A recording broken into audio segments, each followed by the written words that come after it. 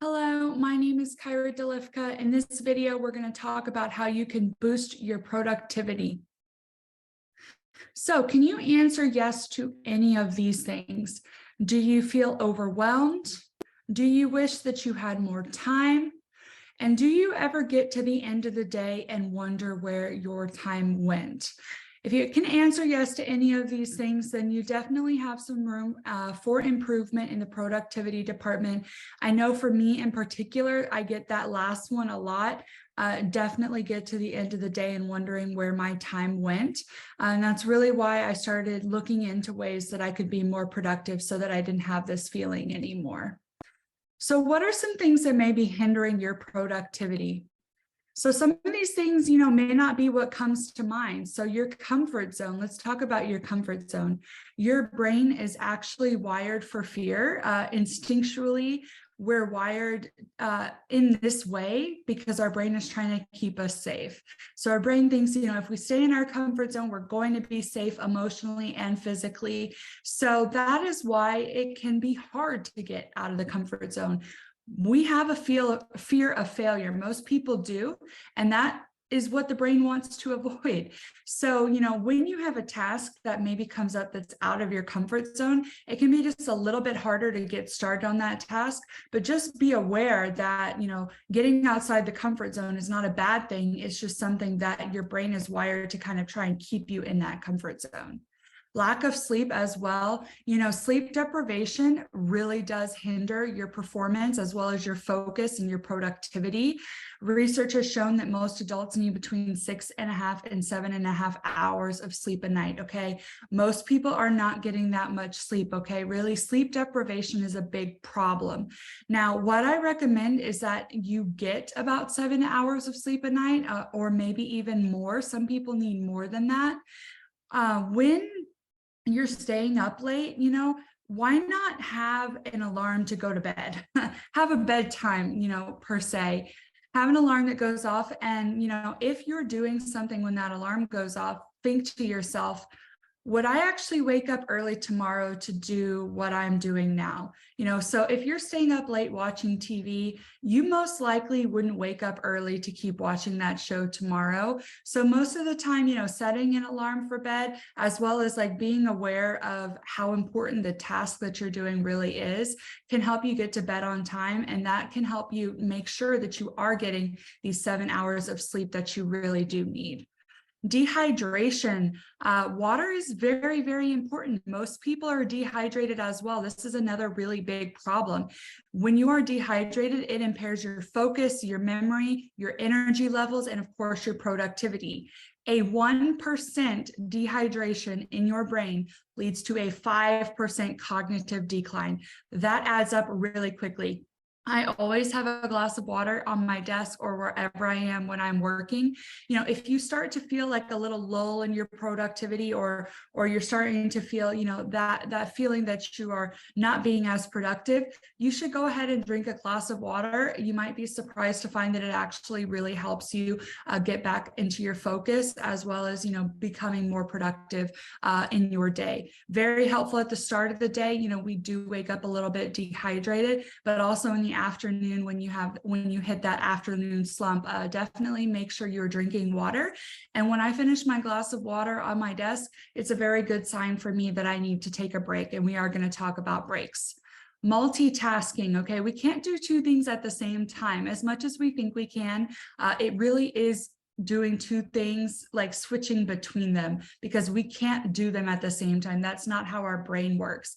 It actually can take twice as long with twice as many mistakes to try and multitask and do two things at the same time. So, for example, if I have someone call me on the phone, if a family member calls me on the phone to talk about something, and I'm trying to write an email at the same time to a client, I can promise you I'm not going to be doing either of those things very effectively. I'm not going to be giving my family member the attention they deserve, and it's going to take me a lot longer to complete this email. You might as well just do one thing at a time. Pause what you're doing to talk to the family member, and not trying to multitask, because it really does not work. Email, this also applies to text messages, social media, basically anything that's on our cell phone that gives us notifications. Email is a very big distraction. It takes the average person over a minute to refocus after checking an email. So that means that if that notification pops up on your phone that you have an email and you pause what you're doing to look at it, even if you don't open that email, it's still going to take you about a minute on average to actually refocus on what you were doing. So think about how many times you're getting notifications on your cell phone or maybe on your computer. They take a long time to refocus your focus. So keep in mind, maybe you should have your notifications silenced, because this is a very big distraction and it comes at a very big cost when you're checking your email all the time. This is also a time leak throughout the day. Most people are checking their email 15 times a day. This is actually a lot when you think about that. This is taking away from productive time. You probably don't need to check your email 15 times in a day. Most people don't expect an immediate response to an email. So keep in mind, maybe have set times throughout the day that you are checking your email and time box it. Say, I'm going to do my email for 15 minutes. Because if you allow yourself however long that you want to do the task, to do your emails, to answer all your text messages, you're going to take a lot more time than if you had time boxed it, right? It might get out of hand, right? You might be in your emails for an hour at that point. So time box it and make sure you're aware of how many times you are checking your emails or your cell phone notifications in a day. It also can be a waste of energy. Most people start their day by checking their email. Your most productive time is the start of the day. So you don't want to do that with something that is really not like a high energy task, right? It doesn't take much energy to check your emails. It's not something that is hard to get motivated to start doing. So it is wasting your most productive time. I do not recommend checking your emails at the start of the day. I recommend doing it when you're a little bit, in a lull, right? You're not in that super productive time period, right? You're feeling that little bit of a drag in the day. That's a great time to check your emails because, again, it doesn't take that much energy. And so why are we spending our most productive time doing this? So let's go into some tips to improve your productivity. Taking breaks, okay, this is very important. A break as short as 10 minutes can actually double your productivity. So when we talk about breaks, they really don't have to be very long in order to, be beneficial to you. They help your brain retain what you've learned, process what you've been hearing or thinking about. It's very good for your brain to have the break to process all the information that has been going through in that previous amount of time. I recommend you schedule a 15-minute break every 90 minutes or even more frequently. We really do need breaks that frequently, right? We need breaks every 1 to 2 hours, if not, like some people possibly even more often than that. So schedule those breaks in your day so that you make sure that you are taking them, okay? It is helping your brain and you may think that work, and just pushing through is going to, get the task done faster than if you would take breaks along the way. That's generally not true. Most people, they lose their productivity after this about 90-minute time period. They become extremely less productive. So it is not helping you to just power through things. Taking that break and coming back with a fresh mind is going to make you more productive, and you're probably going to finish that task faster. So let's talk a little bit about two different types of breaks, okay? It's very important to notice the distinction here between a brain break and a fake break. A lot of us are very good at the fake breaks, but let's talk about brain breaks. These are activities that help your brain recover and reset, okay? These are the activities that are going to help your brain process what you've just learned, help you refocus, and help you boost your productivity, okay? Is when you take brain breaks. They are generally technology free. So this may be taking a walk, maybe stretching, maybe yoga, deep breathing at your desk, snack time, lunchtime. These are great brain breaks.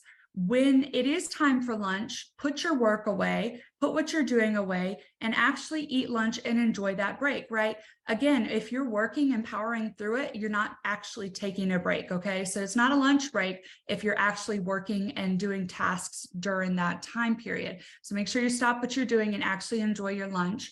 Arts and crafts activities, puzzles, doodling, coloring, those sorts of things are great brain breaks as well. Again, they're usually technology free. If you work in an office, deep breathing at your desk is a really great way to take a brain break without actually getting up and going out and doing something if you don't feel comfortable leaving your desk in the middle of the workday. A walk is a great thing too. Getting outside is a great way to, reset your brain. So keep these things in mind, things that are not going to take too much brain power, right? Maybe a book, but a fun book, right? Not a book where you're trying to learn something, because then you're actually using your brain.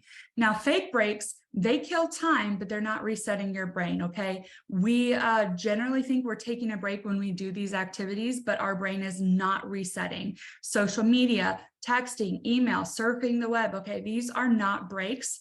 A lot of us get lost in this. We think we're taking a break. We're actually not helping our brain rest and recover, and it's not going to help our productivity to take some time to do these things. So we're going to talk a little bit about habits here. Almost half of our thoughts and behaviors are habits, about 45%. So that means that most of the things that you do during the day, most of the way you think, the way you solve problems, that is habits that have been formed over time, okay? So think about it. You wake up in the morning and you get dressed and you brush your teeth, right? Those things, you don't have to think that hard to do it. That is a habit.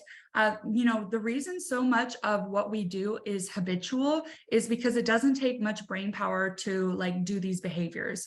It's because it's wired in us to do these things. So just keep in mind that, it can be very powerful to form these habits, but it's also a sign that maybe you have a bad habit that's eating at the way that you approach things, right? If you think very negatively when something doesn't go your way, a lot of that can be habitual, and that's a pattern that you may want to change.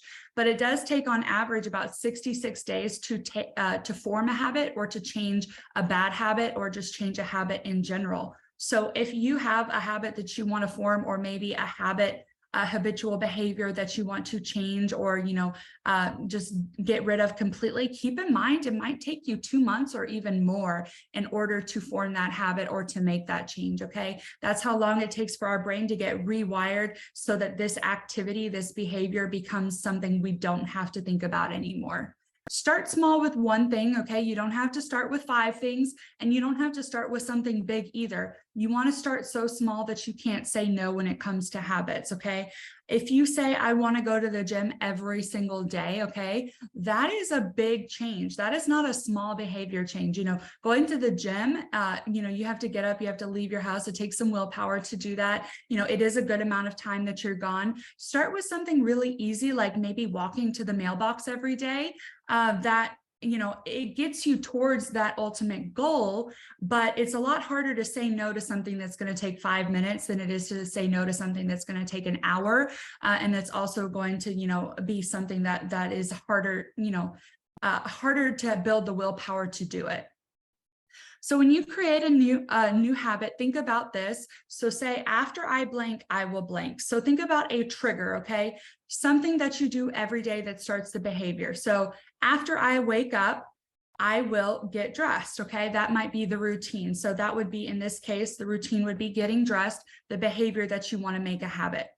You want to attach this new habit to something that you're doing every day, right? So maybe you sit down at your desk and the first thing you do is check your email, and you don't want to do that anymore, right? Because you want to use your most productive time. So possibly, you're going to say, after I sit down at my desk, I will work on a quote for a client, okay? And that will get you in that routine. So when I sit at my desk, the first thing I'm going to do is this, right? You've attached it to something that you're going to do every single day.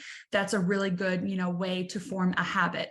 Now, you want to have a reward at the end, okay? It has to be something, even if it's just something that makes you feel good, okay? Maybe you have a bad habit of forgetting to take your medication in the morning. So maybe you are going to create a more habitual pattern for that. So after I get dressed, I will take my medication, okay? And the reward in that case is probably just good health, right? It's going to make you feel better that you're taking the medication, if you have medication prescribed by the doctor. So the reward may not be something monetary, it may not be something physical, it may just be, something that makes you feel good inside. Going to the gym, walking, that means you're getting a brain break, you're getting a brain boost, right? Those sorts of things make you feel good, and they don't come at any sort of like cost, but you do want to make sure there is some reward involved, even if it's just a pat on the back. So mastering your to-do list. Your to-do list is a very important part of being productive and staying organized. So failure to plan is planning to fail, okay? I talked about in the beginning that, getting to the end of the day and not knowing where all of your time went, that's most likely due to failure to plan, okay? If you are not making a plan, you are honestly planning to fail because you are going to be lost. You don't know what you're going to do that day. It's very important that you have a plan. So what is the difference between the to-do list and the calendar? I bet most of you guys have one, if not both of these things. So your to-do list, it can be very lengthy and comprised of a lot of very small, unimportant things, okay? So when we create a to-do list, there are often a lot of things that we write down on our to-do list that are very small. There might not be very important, like maybe we wrote down, take the trash out, right? That's a very small task. It is somewhat unimportant in the sense that it just takes a couple minutes and it really should be more of a habit than a to-do list item. But your to-do list also is not helping you prioritize. Some people have very long to-do lists where they're like pages long of to-do lists, okay? You are completely lost if you don't prioritize that to-do list, which we'll talk about on the next slide. But the to-do list in general isn't helping you prioritize what's most important. Now, the to-do list, the big benefit of it is it allows you to see the bigger picture of what needs to get done, okay? It allows you to see everything that you have to do, what needs to get done, and you can start grouping items from there, and we'll be talking about that. Crossing items off your to-do list gives you a sense of accomplishment. When you cross something off your to-do list, you have a little bit of a boost towards going to the next item that you're going to work on. So it does make you feel really good inside. It is great to cross it off the to-do list because it is going to boost you towards your next task. Now let's talk about your calendar here, okay? Now, most of us won't just put anything on our calendar, right? We're very protective of our calendar. What gets scheduled gets completed. So, let's say that we may not be putting like personal time or self-care time on our calendar. We may say, oh, I don't need that time to read, or I don't need that time to go to yoga, or I don't need that time to take a bath. I'm not going to put it on my calendar because I'm willing to do something else if something else is more important, right? We may not just put anything on our calendar because we know that if we put it on our calendar, we're going to do it. But it gives you a sense of deadline and a sense of urgency. So it is very important to put things on your calendar if they're important. Personal time, self-care time, you should put it on your calendar, okay? I'll put some time on there to go to the pool at the gym. I'll block off some time and say, you know what, I'm gonna go here. And then nothing is gonna get blocked over that because I put it on my calendar. And so, that's just the way we feel about our calendars. We're not going to put, some random thing that's not that important. We're not going to put taking out the trash on our calendar because we're protective of it. And, we want to put only the most high value things there. So if something is very important, put it on your calendar because you'll have that same feeling towards whatever that task is. Now, you absolutely need to have both of these things. Okay. So if you don't have both a to-do list and a calendar, that's something you should start today. Creating your to-do list. What are the steps here? First step is to write everything down, okay? Or else your brain is going to keep reminding you. If you're having trouble going to bed one night because your brain is saying, hey, you need to do this, you need to do that, you need to just get out of bed and write all of those things down, okay? When your brain starts nagging you of something you need to do, you immediately need to write that down on your to-do list, because your brain is going to keep reminding you until you write it down, until the brain knows, okay, you've written it down, you won't forget. Okay, that's our brain just trying to do us a favor, but really it's hindering our productivity, is preventing us from sleeping and relaxing when our brain's doing this. So make sure you write everything down, everything that's keeping you up at night, everything that your brain is nagging about. Then you want to filter and prioritize your to-do list, right? You might have written some things down on there, like take out the trash. Maybe that's not really a to-do list item. You can kind of remove that from the list, but you also want to prioritize things too. Think about what's more important. Break down items if they are too large, okay? So something that may be really large is, for example, when I was creating the slides for this training here, it was a big task. It took longer than I thought it would. I should have broken it down into sections and done just sections at a time instead of trying to do it all at once. So it would have been a good idea for me to break this task down into multiple items, because it was a large task. So if you have something on your to-do list and you look at it and it is just automatically a very overwhelming item, that is a great sign that you need to break it down into smaller, actionable parts, okay? Assign a time frame for each item on your to-do list so that you can schedule it. So say, I need to do this today. I need to do this week. This can be next week. Get an idea of what your deadline is for each item on your to-do list.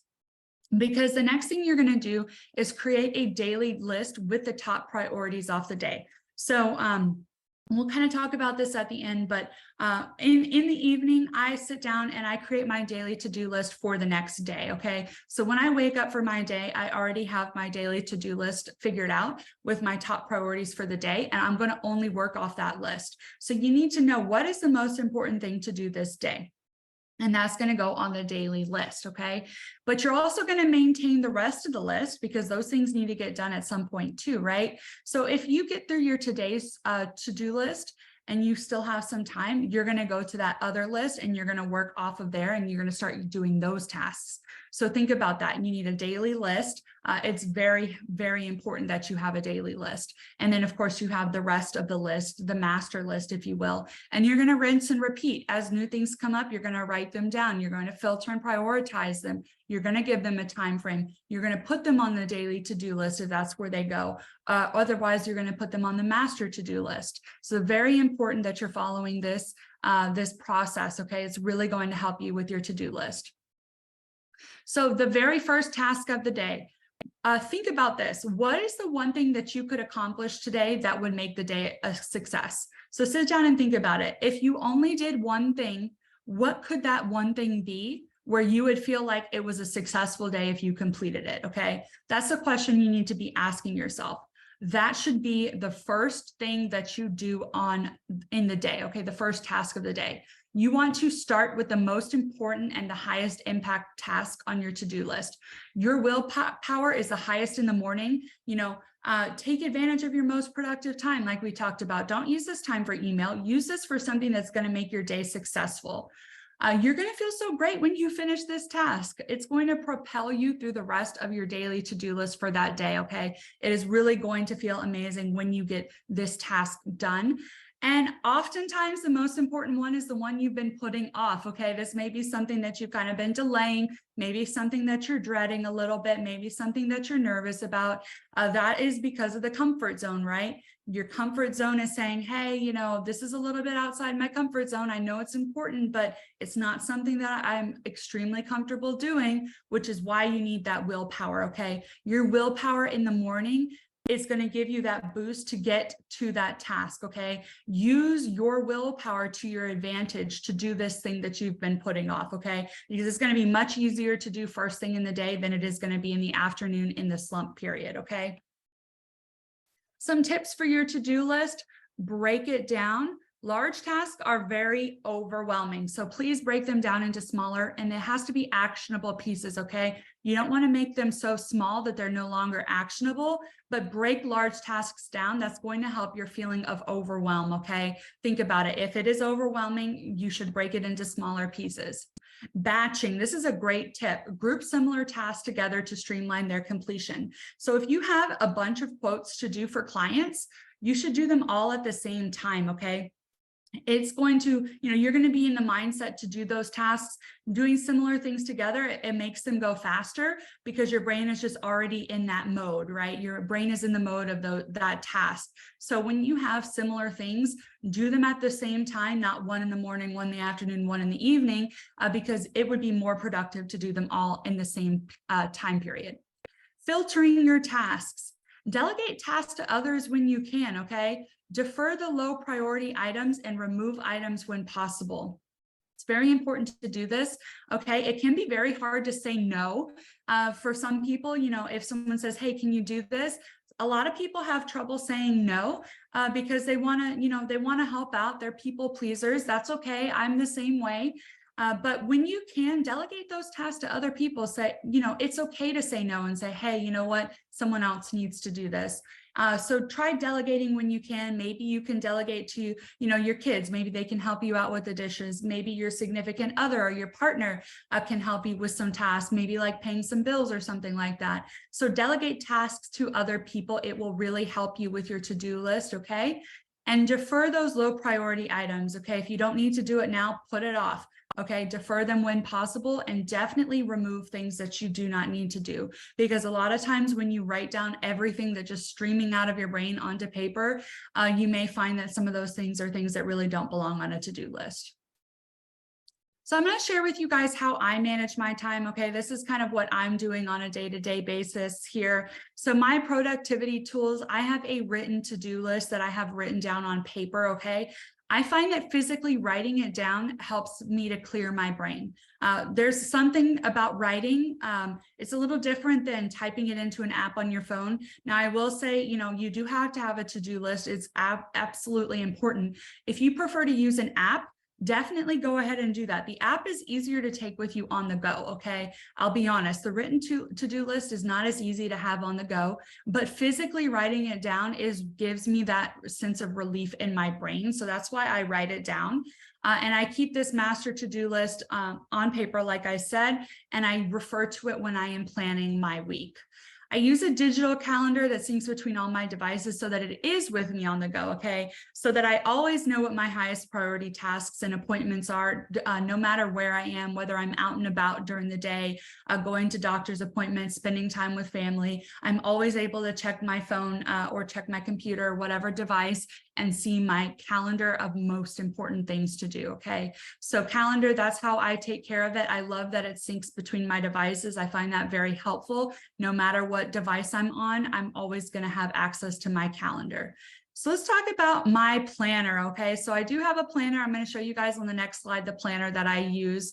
I use a daily planner. It makes it very easy to create my daily to-do list and prioritize those tasks for the day. So on Sunday evenings, I go to my written to-do list and I, put stars next to everything that I think is the most important things on that to-do list to do that week.